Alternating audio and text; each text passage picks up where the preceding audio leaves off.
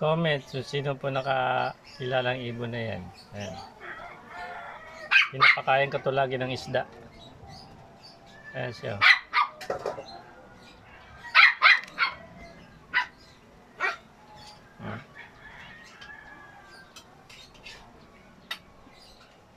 Taba nyo.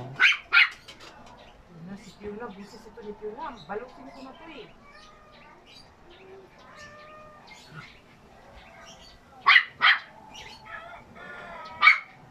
Pabayaan mo yung ano dyan, ibon. Ikaw nga inano dyan, inaway. Inaway ka ba? Araw-araw yan, dito yan. Pag hindi umaga, hapon. Yung isa kasi nahuli ng mga tambay.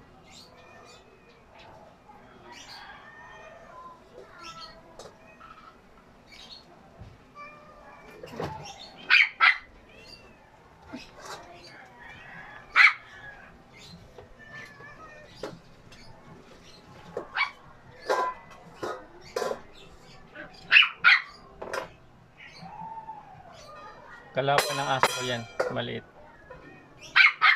Tingnan mo yung bird. Bigyan mo ng fish. Bigyan ng fish yung. Yun na, bigyan mo.